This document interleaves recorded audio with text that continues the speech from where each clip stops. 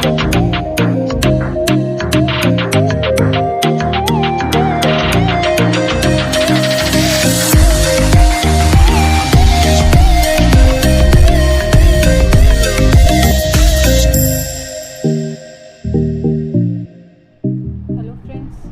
का टॉपिक है रेस्पिरेशन। मेरा नाम ज्योति है और मैंने इससे पहले आपको वाइटल साइन पढ़ा है। वाइटल साइन में हमने टेम्परेचर और पल्स पढ़ लिया। इसके बाद आता है थर्ड वाइटल साइन रेस्पिरेशन। तो रेस्पिरेशन में हम सबसे पहले पढ़ेंगे definition of respiration, characteristic of respiration, और जो रेस्पिरेशन में टर्मिनोलॉजी यूज़ होती है वो पढ़ेंगे, और how to take observe respiration, nursing care क्या क्या दी जाती है जब ब्रीथिंग डिफ़िकल्टी होती है, ये सब आज हम पढ़ेंगे। तो सबसे पहले है कि रेस्पिरेशन क्या होती है या फिर रेस्पिरेशन की डेफिनेशन क्या है। तो रेस्पिरेशन की डेफिनेशन अगर हम देखें तो नॉर्मली एक्सचेंज गैस का एक्सचेंज होना कि या O2 तो इन O2 लेना और CO2 बाहर इन्वायरमेंट में छोड़ना, यही एक रेस्पिरेशन होता है। या फिर हम अदर वे में हम बोल सकते हैं कि इंस्पायरेशन और एक्सपायरेशन जो प्रोसेस होती है उसे रेस्पिरेशन कहते हैं। अब रेस्पिरेशन में दो टर्मिनोलॉजी यूज़ होती है कि जब गैस एक्सचेंज हो रही है किसके बीच में, ब्लड और एयर के बीच में, यानी कि इन्वायरमेंट से ब्लड में अगर ऑक्सीजन जा रही है तो उस टर्म को हम बोलेंगे एक्सटर्नल रेस्पिरेशन या पल्मोनरी रेस्पिरेशन। अगर वही ऑक्सीजन जब ब्लड में पहुंच जाती है तो ब्लड के साथ सर्कुलेट होके टिश्यू तक जाती है, तो ब्लड से टिश्यू तक जाने की जो प्रोसेस होती है उसे इंटरनल रेस्पिरेशन बोलते हैं या फिर टिश्यू रेस्पिरेशन बोलते हैं। जो रेस्पिरेशन सेंटर होता है, रेस्पिरेटरी सेंटर होता है, या फिर जो रेस्पिरेशन को कंट्रोल करता है वो ब्रेन में जो वो पार्ट होता है उसे मेडुला ऑब्लांगेटा बोलते हैं। कि जो रेस्पिरेशन कंट्रोल होता है या फिर रेस्पिरेटरी सेंटर होता है वो मेडुला ऑब्लांगेटा के थ्रू होता है। इसके बाद आता है कैरेक्टरिस्टिक। जैसे कि हमने पल्स में कैरेक्टरिस्टिक पढ़े, रेट पढ़ी, रिदम पढ़ी, वॉल्यूम पढ़ी, टेंशन पढ़ा, ये सब हमने पल्स में उसके कैरेक्टरिस्टिक पढ़े। वैसे ही हम रेस्पिरेशन में पढ़ेंगे, रेट पढ़ेंगे, रिदम पढ़ेंगे और साथ ही साथ डिप्थ पढ़ेंगे। सबसे पहले हम पढ़ेंगे रेट। तो रेट क्या होती है कि rate is the number of feeling respiration in a minute. जो एक मिनट में जितनी रेस्पिरेशन हम फील करते हैं या फिर जितनी रेस्पिरेशन हम ऑब्ज़र्व करते हैं कि एक मिनट में कोई पर्सन कितनी रेस्पिरेशन कर रहा है या फिर कितनी बार O2 अंदर ले रहा है या और CO2 बाहर छोड़ रहा है। तो इस जो एक मिनट में जो नंबरिंग हमारे सामने आएगी उसे हम रेट कहेंगे। कुछ फैक्टर्स होते हैं जो कि रेस्पिरेशन को अफेक्ट करते हैं या फिर रेस्पिरेशन में वेरिएशन लाने का काम करते हैं। जैसे कि एज, अगर एज हम देखें तो 8 बर्थ से लेके ओल्ड एज तक रेस्पिरेशन में वेरिएशन नज़र आता है। जैसे कि 8th बर्थ जो रेस्पिरेशन रहता है वो 130 to 140 ब्रीथ पर मिनट होती है। कि एक मिनट में जो न्यूबॉर्न चाइल्ड है, न्यूबॉर्न बेबी है, वो एक मिनट में 130 से 140 पर मिनट रेस्पिरेशन करता है।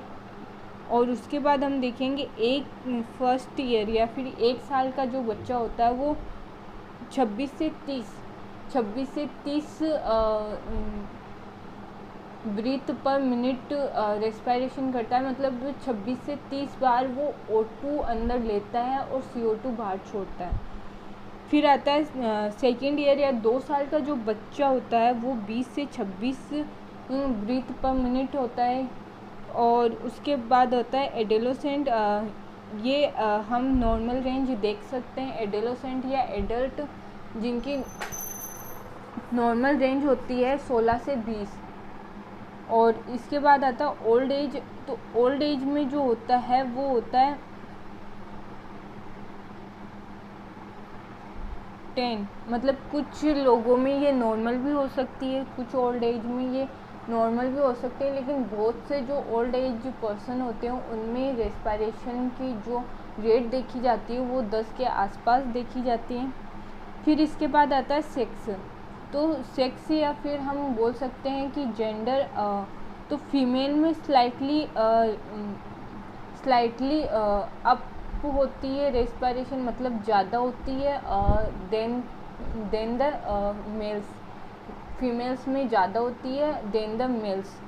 इसके बाद हम देखेंगे चेंज इन एटमॉस्फेयर, कि अगर इन्वायरमेंट में अगर ऑक्सीजन लेवल कम है तो रेस्पिरेशन बढ़ जाएगा, रेस्पिरेशन रेट जो होगी वो बढ़ जाएगी। क्यों बढ़ जाएगी कि जब इन्वायरमेंट में ऑक्सीजन नहीं होगी तो हमारी जो बॉडी है या फिर हमारी जो बॉडी के टिश्यूज़ है वो रिक्वायर करने लगेंगे ऑक्सीजन की, जिसकी वजह से ब्रीथिंग ज़्यादा ब्रीथिंग करनी पड़ेगी। ज़्यादा ब्रीथिंग करने का मतलब है कि ब्रीथिंग रेस्पिरेशन रेट में इंक्रीज़ होना। इसके बाद आता है एक्सरसाइज।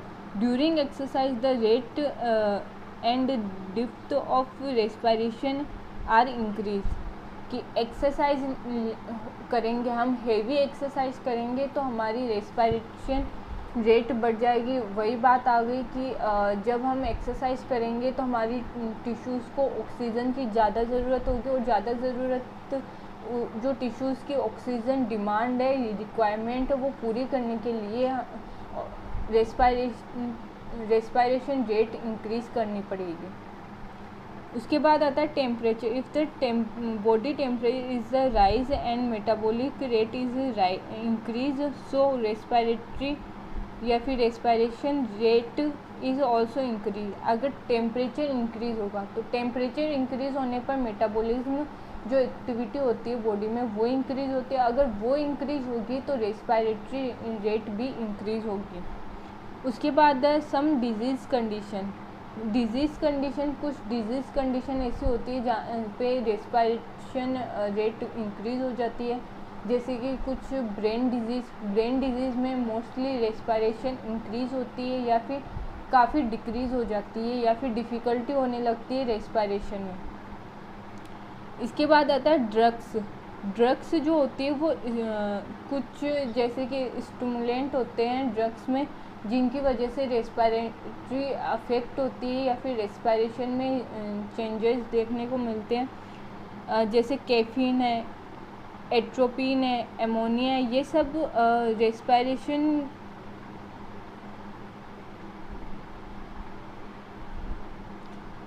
रेस्पिरेशन को इंक्रीज़ करने का काम करती है। इसके बाद हम सेकंड देखेंगे डिप्थ को हम देख सकते हैं कि वॉल्यूम होती है कि हमने कितना अमाउंट एयर का हमने इंस्पायर किया है या फिर इनहेल किया है, कि कितना अमाउंट है जो हमने इनहेल किया, वही अमाउंट डिप्थ कहलाएगी।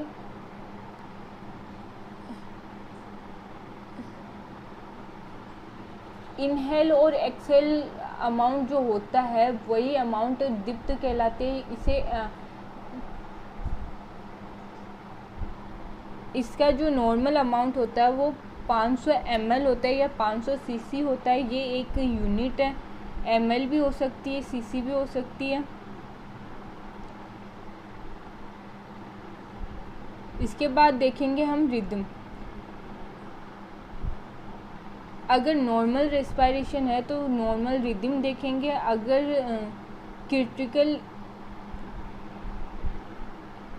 क्रिटिकल इलनेस पेशेंट है तो उसमें जो रेस्पिरेशन है उसमें वेरिएशन देखने को मिलेगा, इरेगुलर रेस्पिरेशन देखने को मिलेगा, और साथ ही साथ उसे डिफ़िकल्टी होगी सांस लेने में, ब्रीथिंग करने में, तो वो चीज़ हमें देखने को मिलेगी पेशेंट में।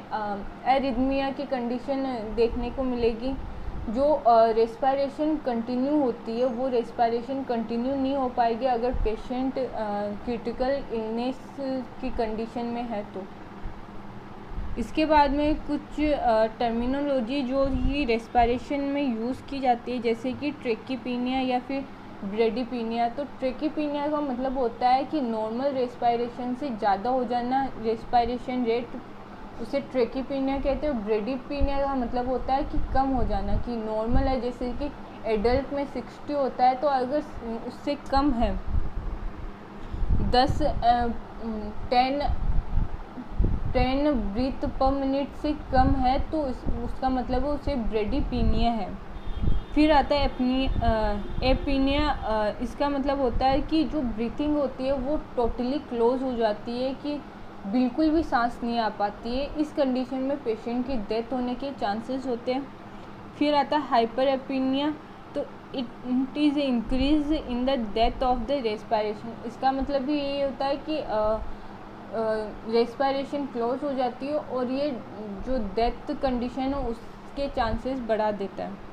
फिर आता है ऑर्थोपीनिया। ऑर्थोपीनिया का मतलब होता है कि जो पेशेंट है वो एक पर्टिकुलर पोजीशन में ही ब्रीथ कर पाता है, जैसे कि अपराइट पोजीशन है तो पेशेंट अपराइट पोजीशन में ही ब्रीथ कर पाता है। उसे अगर कोई दूसरी पोजीशन लेगा तो उसमें उसे डिफ़िकल्टी होगी ब्रीथिंग में। फिर आता है डिस्पीनिया। डिस्पीनिया का मतलब होता है कि डिफ़िकल्टी इन ब्रीथिंग। साइनोसिस जो होता है कि ऑक्सीजन की कमी की वजह से स्किन ब्लू कलर की होने लग जाती है, उसे साइनोसिस कहते हैं। फिर एनोरेक्सिया या हाइपोक्सिया होता है, वो होता है लैक ऑफ ऑक्सीजन, कि बॉडी में या टिश्यू में ऑक्सीजन की कमी हो जाना, हाइपोक्सिया या एनोक्सिया बोलते हैं। इसके बाद आता है एनोक्सिमिया। इसका मतलब होता है कि lack of oxygen in the blood में जब ऑक्सीजन की कमी हो जाती है उसे एनोक्सिमिया बोलते हैं। फिर आता है कि हम जब रेस्पिरेशन लेते हैं तो क्या क्या ऑब्ज़र्व करते हैं रेस्पिरेशन लेते टाइम। तो सबसे पहले हम ऑब्ज़र्व करते हैं रेस्पिरेशन की रेट देखते हैं, उसकी रिदम देखते हैं कि जो रेस्पिरेशन है वो कंटिन्यूअस है या नहीं। उसके बाद देखते हैं movement of muscles of chest, nose and abdomen. जो मसल्स है जो रेस्पिरेशन में हेल्पफुल होती है वो उन मसल्स को ऑब्ज़र्व करेंगे, उनका मूवमेंट चेक करेंगे कि उनका मूवमेंट एक प्रॉपर हो रहा है या नहीं हो रहा है, या फिर अगर हो रहा है तो किस वे में हो रहा है, किस कंडीशन में हो रहा है, वो सब हम ऑब्ज़र्व करेंगे। साथ ही साथ हम पेशेंट की पोजीशन देखेंगे ड्यूरिंग ब्रीथिंग के टाइम। अगर हम ब्रीथिंग ऑब्ज़र्व कर रहे हैं तो पेशेंट की पोजीशन भी देखेंगे कि वो किस पोजीशन में ब्रीथिंग कर रहा है। इसके बाद है कि कौन कौन सी केयर हम पेशेंट को दे सकते हैं। अगर पेशेंट को ब्रीथिंग डिफ़िकल्टी है तो हम क्या क्या केयर दे सकते हैं। तो सबसे पहले हम पेशेंट का वेंटिलेशन देखेंगे, रूम वेंटिलेशन देखेंगे कि जो पेशेंट है जिस रूम में अगर पेशेंट रह रहा है तो उस रूम में प्रॉपर एयर पासेज है या नहीं, एयर पास होने की जैसे कि विंडोज़, डोर, ये सब प्रॉपर है या नहीं। साथ ही साथ आसपास का इन्वायरमेंट देखेंगे, पेशेंट को एक क्लीन इन्वायरमेंट प्रोवाइड करवाएंगे ताकि उसे एक क्लीन ऑक्सीजन मिल सके। फिर वेंटिलेशन ऑफ लंग्स, कि अगर पेशेंट को डिफ़िकल्टी हो रही है ब्रीथिंग करने में तो उसे आर्टिफिशियली हम ब्रीथ करवाएंगे ऑक्सीजन सिलेंडर लगा के। उसके बाद है कि पोजीशन, क्लाइंट को एक ऐसी पोजीशन प्रोवाइड कराएंगे जिसकी वजह से उसे प्रॉपरली रेस्पिरेशन कर सके वो। फिर ऑक्सीजन इनहेलेशन की ऑब्ज़र्व करेंगे, हम चेक करते रहेंगे कि कि पेशेंट ऑक्सीजन या फिर ब्रीथिंग इन्हेलेशन कर पा रहा है या नहीं कर पा रहा है, या फिर उसके इन्हेलेशन करते टाइम क्या क्या डिफ़िकल्टी आ रही है, वो सब ऑब्ज़र्व करेंगे।